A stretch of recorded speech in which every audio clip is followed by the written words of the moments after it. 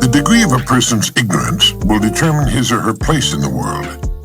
Everyone is born ignorant and must for a time live in ignorance. But remember this, anyone who remains ignorant has only himself or herself to blame. An illiterate person in our society is in the lowest level of our social heap.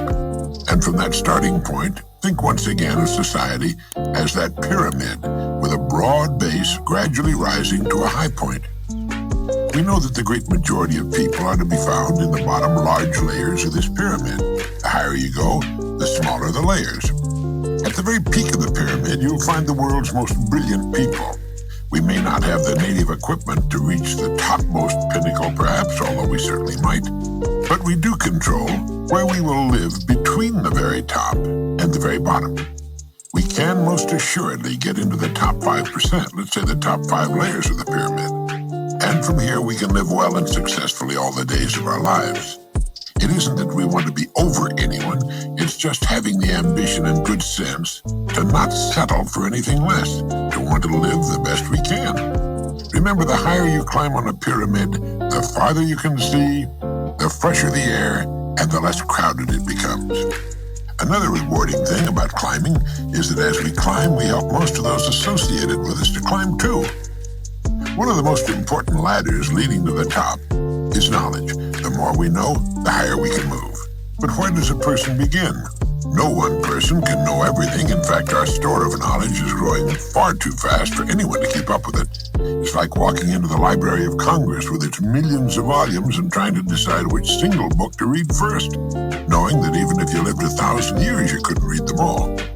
Well, fortunately, the answer to this perplexing problem is known. A person should begin with the study of his language, and then to his general area of interest. 2 steps in that order that can move us right up there on the top of the pyramid. First, the language, in our case, English.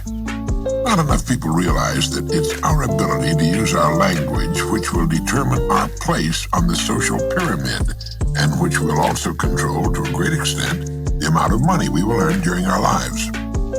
A person may dress in the latest fashion and present a very attractive appearance. So far, so good. But the minute he or she opens his or her mouth and begins to speak, he or she proclaims to the world his or her level on our pyramid. Shaw's play Pygmalion, later adapted into the musical comedy My Fair Lady, is an extreme example of what I'm talking about. Our use of the language is the one thing we cannot hide. Many years ago, the graduating class of a large university was given an examination in English vocabulary. The test scores were graded into groups of 5% each, the top 5% and so on to the bottom. At regular intervals during the next 20 years, questionnaires were sent to the surviving graduates, asking them their occupations, incomes, and so on.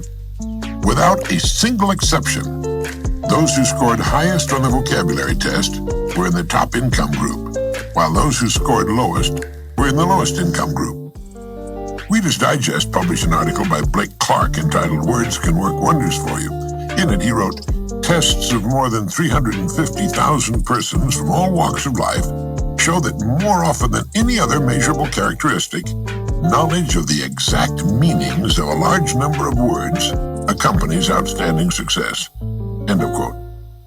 He also mentioned the work done in this field by scientist Johnson O'Connor and gave O'Connor's best illustration of the importance of vocabulary. Tests were given to executive and supervisory personnel in 39 large manufacturing plants. The results showed that every one of the men tested rated high in the basic aptitudes that go with leadership. Differences in their vocabulary ratings, however, were definite and dramatic. Presidents and vice presidents averaged 236 out of a possible 272 points. Managers averaged 168. Superintendents, 140. Foremen, 114. Floor bosses, 86. In virtually every case, vocabulary correlated with executive level and income.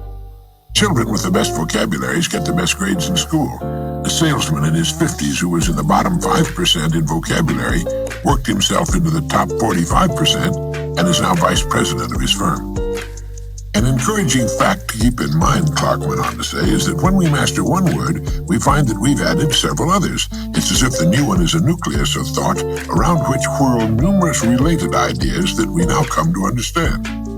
Deliberately learning 10 new words, we pick up probably 90 more, almost without realizing it.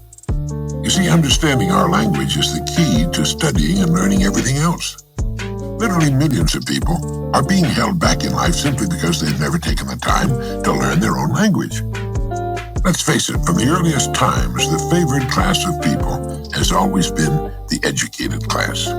They can make themselves recognized instantly anywhere by the simple expedient of speaking a few words. Our language, more than anything else, determines the extent of our knowledge. You see, everything in all the vast storehouse of knowledge has a name, a label. These names, these words, make up the language. The more words we know and can properly use, the more knowledge we have. Of this you can be sure. A person's knowledge and his language go together. It's almost impossible for one to be larger than the other. Before we move to the second point, which is knowledge in your field of general interest, make it a point to acquire books that will help you improve your vocabulary.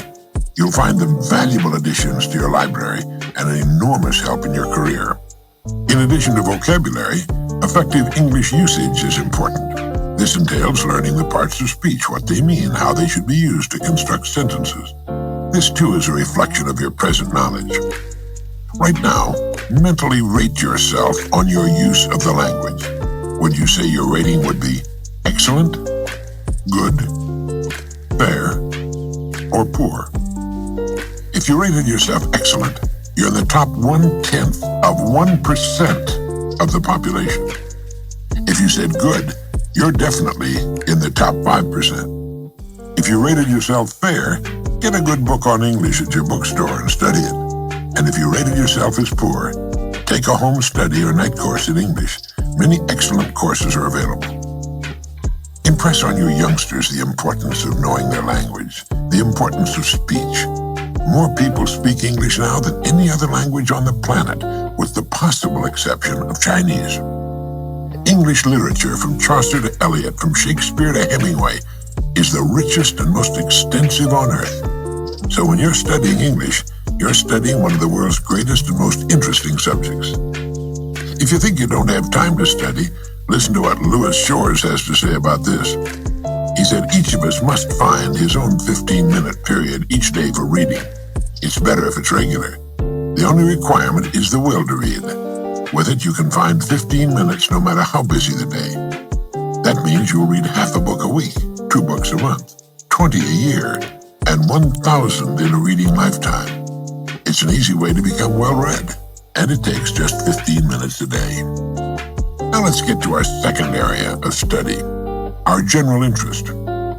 Everyone has something in which he or she is interested more than in other subjects. This is true of the salesperson, doctor, architect, executive, or student. Reading in this area is for profit, and we should read for pleasure as well. Once we have a regular program going along to improve our knowledge of our language, we should begin a systematic study of the field which interests us most and which will help us reach our goal just that much sooner. I received a letter from one of my radio listeners, a woman, saying it was her ambition to write poetry. There was a telephone number on her letter, so I called her. I asked her how long she'd been studying poetry and what kind of a collection of published poetry she had. She told me she didn't have a single book on poetry and had never read it as a study. I mention this because it's so often the case. People will say they want to do a particular thing, but a bit of questioning quickly reveals that it's a whim, not a real and important goal. If we're interested in boating, we subscribe to boating magazines and usually have a collection of books on boating. Stories of the Sea, a collection of the works of Conrad, and we usually know, down to the bilge pumps and mooring lines, exactly the kind of boat we want. I know because I have such a collection. To try to live without constantly expanding our knowledge is to close our eyes not just to the whole purpose of life, but to the facts of life as well. Never before has the world moved so rapidly as it's moving today. We must make up our minds to move with it, to stay up with it, to grow and prosper with it, or just fall by the wayside. Not just because it's the best way to our goals, but because it's the way to really enjoy living, as the skillful sailor enjoys the sea. So often a person will live in the shallows from force of habit, or because those around him are wasting their time without realizing that only a thin screen of reeds separates him from the fine, deep ocean beyond. He or she can sail to any chosen port if the time has been taken and the effort expended to build a good boat. Now let me make an important point. The person who knows where he or she is going and who's made up his or her mind to get there is going to make the grade regardless of education. If an education is necessary to the accomplishment of the goal, well, he or she will get it. Nothing in the world can take the place of persistence and determination.